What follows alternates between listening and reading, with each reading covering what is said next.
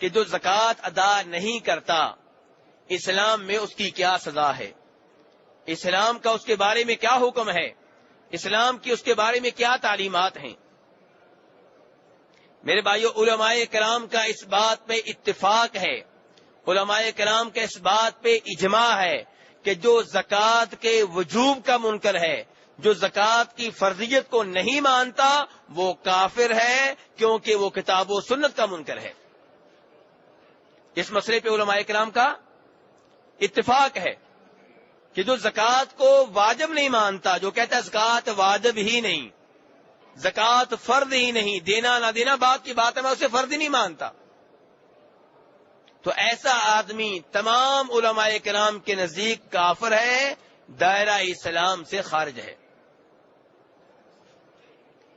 دوسرا آدمی وہ ہے جو کہتا ہے میں مانتا ہوں کہ زکوٰۃ واجب ہے لیکن ادا نہیں کرتا، میں مانتا ہوں زکوٰۃ ادا کرنا ضروری ہے لیکن دینے کی باری آتی ہے تو دینے سے صاف صاف انکار کر دیتا ہے۔ تو ایسے آدمی کا کیا حکم ہے؟ مجھے امید ہے کہ آپ پہلے دوسرے آدمی میں فرق رکھیں گے۔ پہلا آدمی کون سا ہے؟ جو زکوٰۃ کو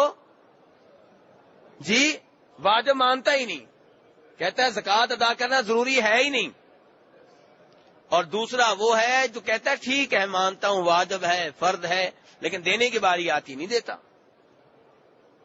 ایسے آدمی کا کیا حکم ہے؟ امام احمد بن حنبل رحمہ اللہ ایسے آدمی کو بھی کافر سمجھتے ہیں، کہتے ہیں یہ بھی ایسے ہی کافر ہے جیسے نماز کا تارک کافر ہے۔ کہتے ہیں کہ ایک آدمی نماز کو واجب مانتا ہے لیکن نماز نہیں پڑھتا، امام احمد بن حنبل کہتے ہیں جیسے وہ کافر ہے ایسے ہی وہ آدمی بھی کافر ہے جو زکوٰۃ کو واجب مانتا ہے فرض مانتا ہے لیکن نہیں دیتا۔ دلیل کیا جی؟ کہتے ہیں اللہ تعالیٰ نے 10ویں پارے میں فرمایا سورہ توبہ میں فَإِن تَابُوا وَأَقَامُوا الصَّلَاةَ وَآتَوُا الزَّكَاةَ فَإِخْوَانُكُمْ فِي الدِّينِ، کہ یہ کافر اور مشرک اگر کفر و شرک سے توبہ کر لیں، نماز قائم کریں، زکوٰۃ ادا کریں، کتنے کام کریں؟ 3، کفر و شرک سے توبہ کر لیں، دوسرے نمبر پہ نماز قائم کریں، تیسرے نمبر پہ زکوٰۃ ادا کریں، تب یہ دینی لحاظ سے تمہارے بھائی ہیں، تب یہ مسلمان ہوئے، ورنہ مسلمان نہیں ہیں۔ یہ دلیل ہے امام احمد بن حنبل کی جو کہتے ہیں کہ جو آدمی زکوٰۃ ادا نہیں کرتا وہ مسلمان نہیں ہے۔ جمہور اور اکثر علماء کرام کہتے ہیں جو زکوٰۃ ادا نہیں کرتا وہ آدمی بہت بڑا مجرم ہے، کبیرہ گناہ کا مرتکب ہے، گنہگار ہے، لیکن دائرہ اسلام سے خارج نہیں ہے مسلمان۔ کیا دلیل ہے جی آپ کی؟ کہتے ہیں ہماری دلیل وہ حدیث ہے جس میں نبی علیہ الصلوۃ والسلام نے بیان کیا ہے کہ جو زکوٰۃ ادا نہیں کرتا اسے روز قیامت یہ سزا ملے گی، یہ سزا ملے گی، یہ سزا ملے گی، اور آخر میں آپ فرماتے ہیں پھر وہ آدمی یا جنت میں جائے گا یا جہنم میں جائے گا، یا جنت میں جائے گا یا، اور اگر یہ کافر ہوتا تو کبھی بھی جنت میں نہ جاتا، اور نبی علیہ السلام فرما رہے ہیں یا جنت میں جائے گا یا جہنم میں جائے گا۔ سزا بھگتنے کے بعد، زکوٰۃ ادا نہ کرنے پہ جو سزا ملے گی وہ سزا بھگتنے کے بعد یا جنت میں جائے گا یا جہنم میں۔ اس کا مطلب یہ ہے کہ آدمی ہے مسلمان، اور یہی بات صحیح ہے کہ یہ آدمی مجرم ہے، گنہگار ہے، کبیرہ گناہ کر رہا ہے، لیکن دائرہ اسلام سے خارج نہیں ہوا۔ میرے بھائیو، اب یہ تو ہمیں معلوم ہو گیا کہ یہ آدمی ہے مسلمان، لیکن کیا اس کی کوئی سزا ہے؟ اسلام کے اس کے بارے میں کیا حکم ہے؟ تو میرے بھائیو، اس کے 2 حکم ہیں۔ ایک حکم کا تعلق دنیا سے ہے کہ دنیا میں اس سے کیا سلوک ہوگا، اور ایک اس کا حکم آخرت میں ہے کہ آخرت میں اس سے کیا سلوک ہوگا۔ یہ 2 الگ الگ چیزیں ہیں۔ دنیا میں اس آدمی کی سزا جو زکوٰۃ ادا نہیں کرتا، فرماتے ہیں نبی علیہ الصلوۃ والسلام کہ جو قوم زکوٰۃ ادا نہ کرے اللہ تبارک و تعالی اس قوم کو قحط سالی میں مبتلا کر دیتے ہیں اور بارشیں ان سے روک لیتے ہیں۔ اس حدیث کو امام طبرانی نے اوسط میں، امام حاکم نے المستدرک میں روایت کیا، حدیث صحیح ہے۔ کہ جو بھی قوم زکوٰۃ ادا نہیں کرتی اللہ تبارک و تعالیٰ اس قوم کو قحط کا شکار کر دیتے ہیں، بھوکوں سے مرنے لگتے ہیں، فصلوں میں برکت نہیں ہوتی، اناج زمین صحیح طرح نہیں اگاتی، آٹا لینے کے لیے لینے لگ جاتی ہیں، ایک دکان پہ جاؤ نہیں ملتا، دوسری دکان پہ جاؤ بڑی مشکل سے ملے گا، تیسری دکان پہ پھر میسر نہیں ہے، ایک مہینے ملے گا دوسرے مہینے نہیں ملے گا، ایک دن بازار میں دستیاب ہوگا دوسرے دن دستیاب نہیں ہوگا۔ اللہ تبارک و تعالیٰ ایسی قوم کو قحط میں مبتلا کر دیتے ہیں۔ اور اب حکومت اس آدمی سے کیا سلوک کرے گی؟ یہ تو تھا اللہ تبارک و تعالیٰ کی طرف سے عذاب، اللہ تعالیٰ کی طرف سے آزمائش ان لوگوں کے اوپر جو زکوٰۃ ادا نہیں کرتے۔ لیکن حکومت کو کیا آرڈر ہے؟ حکومت ایسے آدمی سے کیا سلوک کرے؟ حکومت ایسے آدمی سے زبردستی زکوٰۃ لے گی۔ اس کے پاس جو مال ہے، اس کے پاس جو سونا چاندی ہے، اس کے پاس جو کرنسی ہے، اس سب کا حساب کتاب لگا کر حکومت زبردستی اس سے زکوٰۃ لے گی۔ اس کی کیا دلیل ہے؟ اس کی دلیل وہ حدیث ہے جو گزشتہ روز بھی بیان کر چکا ہوں، جس میں فرماتے ہیں نبی علیہ السلام امرت ان اقاتل الناس حتى يشهدوا ان لا اله الا الله وان محمد رسول الله ويقيموا الصلاة ويؤتوا الزكاة فاذا فعلوا ذلك عصموا مني دماءهم واموالهم الا بحق الاسلام وحسابهم على الله۔ کہ آپ فرماتے ہیں کہ مجھے آرڈر ملا ہے کہ میں لوگوں سے لڑوں، لوگوں سے جہاد کروں اس وقت تک جب تک کہ وہ توحید و رسالت کا اقرار نہ کر لیں، نماز نہ قائم کریں، زکوٰۃ ادا نہ کریں۔ جب زکوٰۃ ادا کریں تب ان کا مال محفوظ ہے، ان کی جان محفوظ ہے، ورنہ ہم ان کے جان و مال کی حفاظت کی گارنٹی نہیں دے سکتے۔ اور میرے بھائیوں، جناب ابو ہریرہ روایت کرتے ہیں، اس حدیث کو امام ابو داؤد نے بھی روایت کیا ہے کہ جب جناب صدیق خلیفہ بنے اور نبی علیہ السلام فوت ہو گئے، جناب ابو ہریرہ کہتے ہیں توفی رسول اللہ صلی اللہ علیہ وسلم، اللہ کے رسول فوت ہو گئے۔ یہ لفظ کون بول رہے ہیں؟ جناب ابو ہریرہ۔ جناب ابو ہریرہ کہتے ہیں کہ جب نبی علیہ السلام فوت ہو گئے توفی اور ابو بکر صدیق خلیفہ مقرر ہو گئے۔ یہاں عقیدے کی وضاحت کرنا چاہتا ہوں تھوڑی سی، کہ صحابہ کرام بڑے آرام سے کہتے ہیں کہ نبی علیہ السلام فوت ہو گئے۔ ان کے ہاں یہ نہیں تھا کہ پردہ فرما گئے، وصال ہو گیا، ایسے الفاظ ان کے پاس نہیں تھے، اور جتنی محبت ان کو نبی علیہ السلام سے تھی اتنی کسی اور کو نہیں ہو سکتی۔ کیوں؟ کیونکہ موت ایک حقیقت ہے، اور موت میں، فوت ہونے میں کسی کی کوئی توہین نہیں ہے، کوئی گستاخی نہیں ہے۔ مرنا، فوت ہو جانا کوئی گستاخی نہیں ہے۔ اس امر کو آج کے لوگوں نے ایشو بنا لیا ہے کہ اگر یہ کہہ دیا کہ انبیاء کرام فوت ہو گئے تو گستاخی ہو جائے گی۔ صحابہ کرام کے ہاں ایسا کوئی ایشو نہیں تھا، وہ آرام سے کہتے تھے مات رسول اللہ صلی اللہ علیہ وسلم، وہ بڑے آرام سے کہتے تھے توفی رسول اللہ صلی اللہ علیہ وسلم۔ جناب عائشہ کہتی تھی، جناب ابو بکر کہتے تھے، ان کے یہاں یہ مسئلہ ہی نہیں تھا۔ اور آج کے لوگوں نے یہ مسئلہ بنا لیا کہ اگر کسی نے کہہ دیا فوت ہو گئے تو جناب اس کی خیر نہیں۔ اور میں اس کی وضاحت کیوں کر رہا ہوں؟ کیونکہ اگر یہ عقیدہ لوگوں میں جڑ پکڑ گیا تو اس کا مطلب یہ ہوگا کہ نعوذ باللہ وہ صحابہ کرام جو یہ لفظ استعمال کرتے رہے ان کے الفاظ شاید مناسب نہیں تھے، جبکہ حقیقت یہ ہے کہ ان کے الفاظ بالکل ٹھیک تھے۔ اور آج کے لوگ جس مسئلے کو، جس ایشو کو اٹھا رہے ہیں یہ غلط ہے اور صحابہ کرام کے عقیدے کے خلاف ہے، چار اماموں کے عقیدے کے خلاف ہے، شیخ عبد القادر جیلانی کے عقیدے کے خلاف ہے۔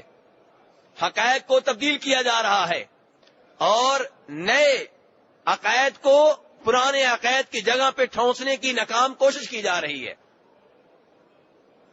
تو کہنے کا مطلب یہ ہے کہ جناب ابو ہریرہ بڑی آسانی سے کہہ رہے ہیں کہ توفی رسول اللہ صلی اللہ علیہ وسلم واستخلف ابو بکر بعدہ، کہ جناب رسول اکرم صلی اللہ علیہ وسلم جب فوت ہو گئے ابو بکر صدیق کو خلیفہ مقرر کر دیا گیا۔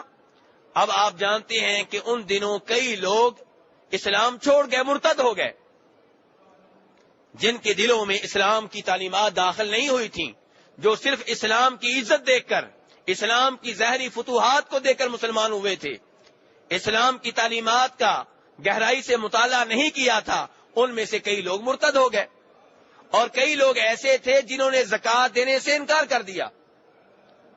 کہنے لگے زکوٰۃ لینے کا حق حاصل تھا صرف جناب رسول اکرم صلی اللہ علیہ وسلم کو، آپ کے بعد کسی اور کو زکوٰۃ لینے کا حق حاصل نہیں ہے.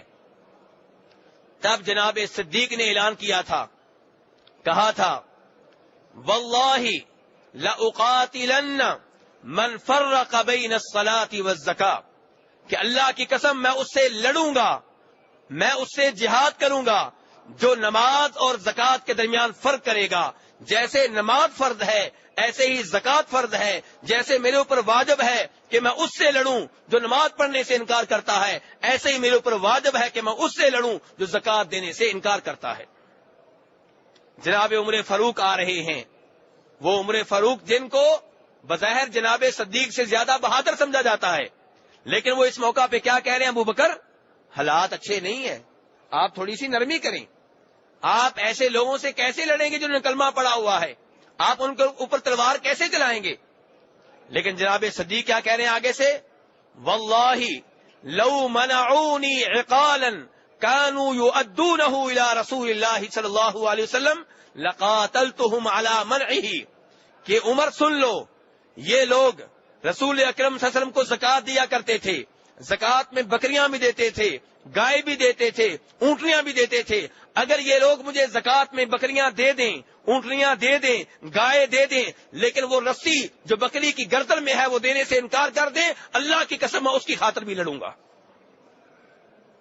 یہ ہے ایمان، یہ ہے اسلام، یہ ہے بہادری جناب صدیق رضی اللہ عنہ کی. جناب صدیق عام طور پہ بردبار آدمی تھے، تحمل مزاج تھے، لیکن جب امت کے اوپر مصیبت آئی، مشکلات آئیں، تو اس وقت وہ سامنے آئے، تب ان کی شخصیت ابھری، تب پتا چلا ان کے علم کی گہرائی کا، تب پتا چلا ان کی شجاعت اور بہادری کا.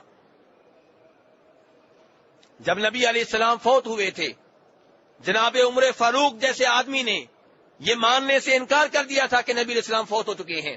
اسی مسجد نبوی میں جہاں آپ بیٹھے ہوئے ہیں، انہوں نے تلوار اٹھائی ہوئی تھی، بخاری کی حدیث ہے، ننگی تلوار اٹھائی ہوئی ہے، اور کہہ رہے ہیں کہ جو یہ کہے گا کہ نبی علیہ السلام فوت ہو چکے ہیں، میں اس کی گردن اس کے جسم سے الگ کر دوں گا. نبی علیہ السلام فوت نہیں ہوئے، بلکہ آپ اللہ سے ملنے کے لیے گئے ہیں، جیسے موسیٰ علیہ السلام طور پہاڑ پہ اللہ سے ملنے کے لیے گئے تھے، اور آپ واپس آئیں گے اور ان منافقوں کو قتل کریں گے جو کہتے ہیں نبی علیہ السلام فوت ہو چکے ہیں. یہ کون کہہ رہے ہیں؟ عمر فاروق. اور جناب صدیق کو دیکھیے، ان کو جب اطلاع ملی آپ کے فوت ہونے کی، مدینہ میں نہیں تھے، تشریف لائے، جناب عائشہ کے حجرے میں داخل ہوئے. ہمارے پیارے نبی صلی اللہ علیہ وسلم کا جسم اطہر، آپ کا بابرکت جسم ایک جگہ پہ پڑا ہوا ہے، اس کے اوپر چادر تانی جا چکی ہے. جناب صدیق آئے، ادب و احترام سے آپ کی پیشانی سے چادر اتاری اور آپ کی پیشانی پہ بڑے پیار و محبت سے بوسہ دیا، اور پھر کہا بِأَبِي أَنْتَ وَأُمِّي طِبْتَ حَيًّا وَمَيِّتًا، میرے ماں باپ آپ پہ قربان ہوں، اللہ کی قسم جب آپ زندہ تھے آپ سے بہتر کوئی نہیں تھا، اور جب آپ فوت ہو چکے ہیں آپ سے بہتر کوئی نہیں ہے. واللہ لا یجمع اللہ علیک بین موتتین، میں اللہ کی قسم اٹھا کے کہتا ہوں جو موت آنا تھی آ چکی، اللہ آپ کو دو موتیں نہیں دیں گے، جو ایک آنا تھی وہ آ گئی. پھر جناب صدیق مسجد میں آئے، ممبر پہ چڑھے اور ممبر پہ تاریخی خطبہ ارشاد فرمایا. اللہ کا فضل و کرم نہ ہوتا اور اس کے بعد جناب صدیق سبب نہ بنتے تو جناب عمر فاروق نے تو صحابہ کرام سے کہہ دیا تھا کوئی یہ نہ کہے کہ آپ فوت ہو چکے ہیں. اور صحابہ کرام اس وقت جناب عمر فاروق سے سہمے ہوئے تھے، کوئی بات کرنے کی جرت نہیں کر رہا تھا. لیکن جناب صدیق آئے، اب جناب صدیق کی بہادری کا امتحان شروع ہوتا ہے، ان کے علم کی گہرائی کا پتہ چلتا ہے. وہ آئے، جناب فاروق سے کہا بیٹھ جاؤ، فاروق نے بیٹھنے سے انکار کر دیا. جناب صدیق ممبر پہ چڑھے اور تاریخی خطبہ ارشاد فرمایا جو بخاری میں آتا ہے، کہا من کان یعبد محمدا فإن محمدا قد مات ومن کان یعبد اللہ فإن اللہ حی لا يموت. جو عبادت کیا کرتا تھا جناب محمد کی صلی اللہ علیہ وسلم تو اس کا رب فوت ہو چکا ہے.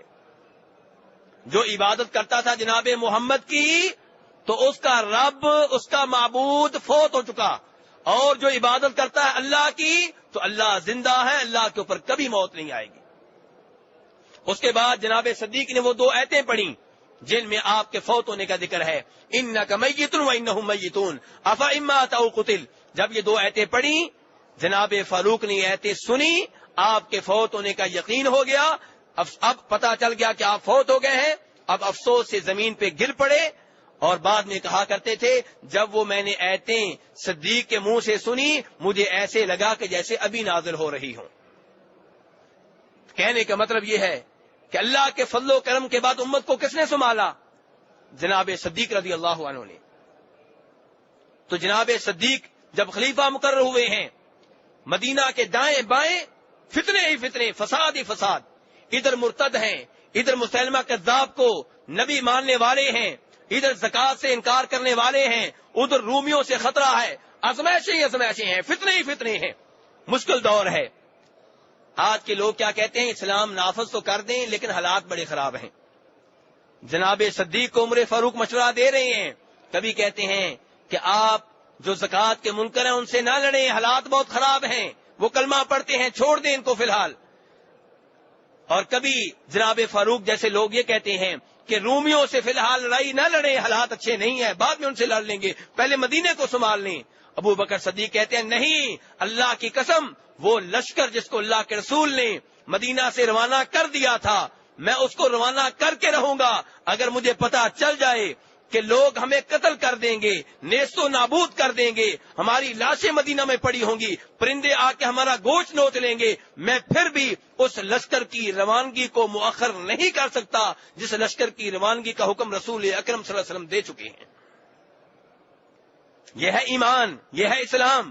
اور ہم کوئی فوتگی ہو جائے پتا ہوتا ہے کہ یہ بدعتیں غلط ہیں، یہ رسمیں غلط ہیں، لیکن برادری کیا کہے گی؟ برادری کو کیا منہ دکھاؤں گا؟ لوگ ناراض ہو جائیں گے، اس لیے تیجا بھی ہوگا، 7واں بھی ہوگا، 40واں بھی ہوگا، برسی بھی ہوگی، ختم بھی ہوگا، سب کچھ چلے گا۔ کیوں؟ کیونکہ میں لوگوں کو کیسے منہ دکھاؤں؟ اور جناب صدیق رومیوں سے بھی مقابلہ کر رہے ہیں، مسلمہ کذاب جھوٹے نبی کے حواریوں سے بھی مقابلہ کر رہے ہیں، اور جو زکات کے منکر ہیں ان سے بھی مقابلہ کر رہے ہیں، ہر جگہ کا، ہر دشمن کا، ہر باغی کا مقابلہ کر رہے ہیں، اور کہیں بھی بزدلی نہیں دکھائی۔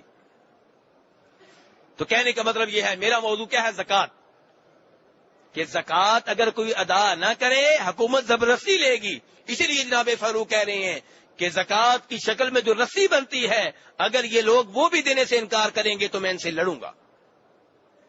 اور اس حدیث کے آخر میں عمر فاروق کہتے ہیں کہ جب صدیق نے یہ الفاظ اس جرأت سے کہے میں جان گیا کہ حق وہی ہے جو صدیق کہہ رہے ہیں، اور اللہ نے ان کا سینہ حق کے لیے کھول دیا ہے۔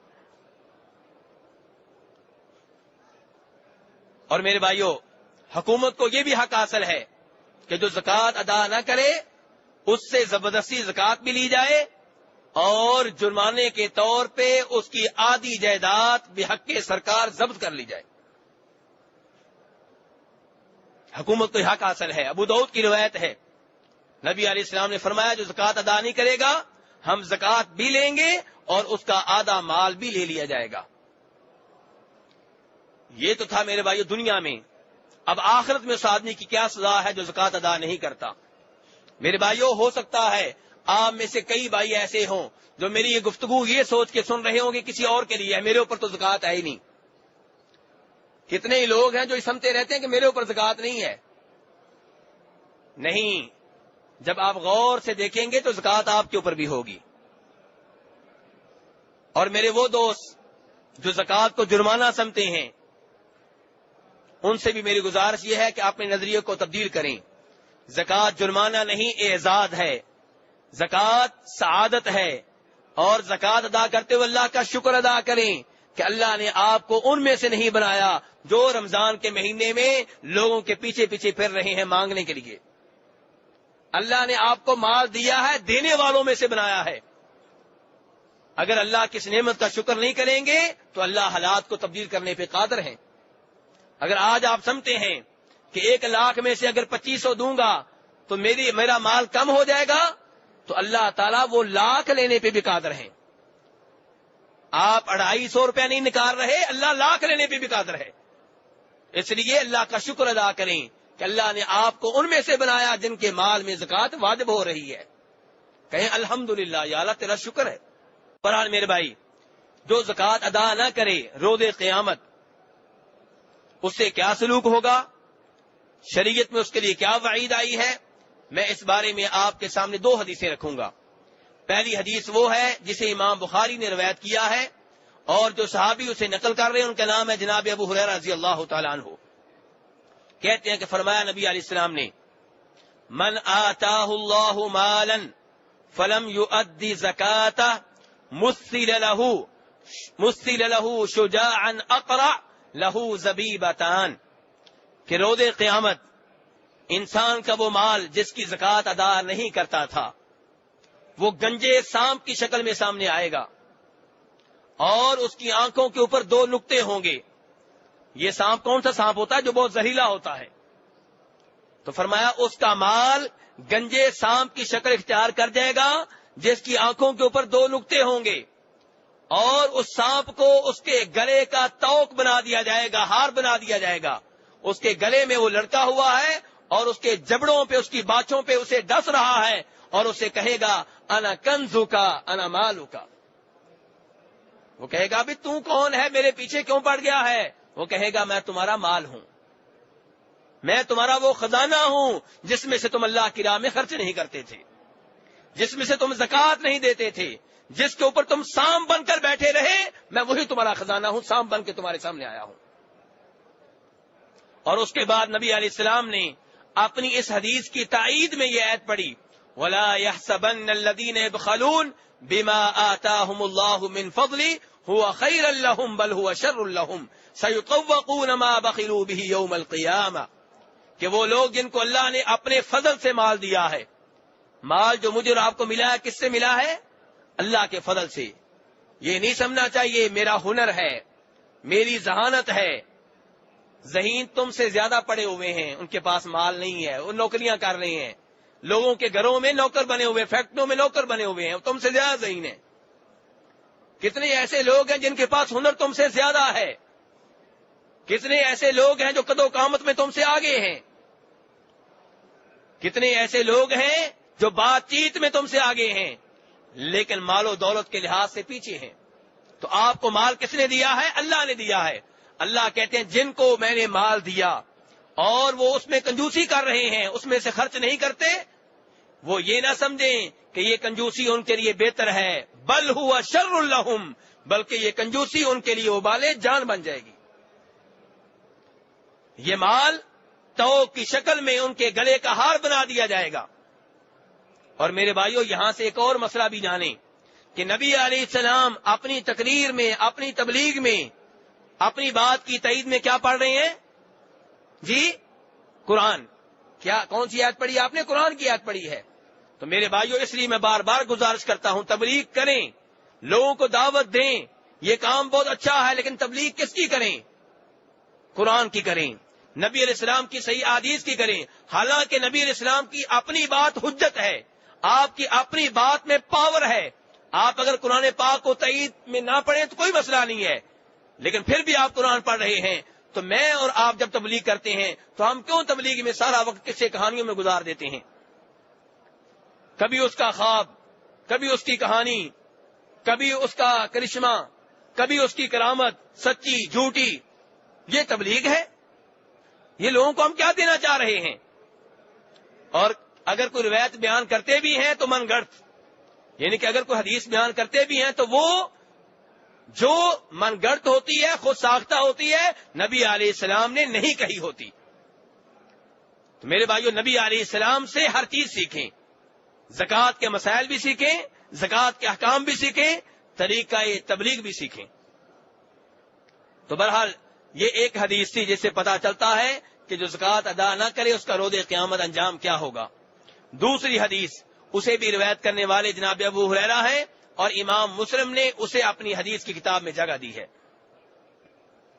کہ روز قیامت وہ آدمی جو سونے چاندی کی زکوٰۃ ادا نہیں کرتا تھا، اس کے سونے چاندی کو جہنم کی آگ میں گرم کیا جائے گا، تپایا جائے گا، اور پھر اسی سونے چاندی سے داغا جائے گا اس کی پیشانی کو، اس کے پہلو کو، اس کی کمر کو، اور یہ عمل، یہ سزا، یہ عذاب اس وقت تک اسے ملتا رہے گا حتیٰ کہ لوگوں کے درمیان فیصلہ نہ ہو جائے. یعنی کہ جنت جہنم میں جانے سے پہلے پہلے کام ہو رہا ہے، حساب کتاب سے پہلے پہلے. فرمایا یہ سزا اس دن ملے گی جو دن دنیا والوں کے حساب کتاب کے مطابق 50,000 سال کے برابر ہوگا. قیامت کے لحاظ سے وہ ایک ہی دن ہوگا، لیکن دنیا والوں کی گنتی کے لحاظ سے، دنیا والوں کے گھنٹوں کے لحاظ سے وہ ایک دن 50 سال کے برابر نہیں، 50 دنوں کے برابر نہیں، 50 مہینوں کے برابر نہیں، 100 سال کے برابر نہیں، 50,000 سال کے برابر ہوگا. میرے بھائیوں، دنیا میں اللہ کی راہ میں خرچ کرنا اور جو مار رہ جائے اس کے اوپر گزارا کر لینا، یہ بہتر ہے اس عذاب سے جو روز قیامت بھگتنا پڑے گا. فرمایا اس کے بعد پھر اس آدمی کا ٹھکانہ یا جنت ہوگا یا جہنم ہوگا.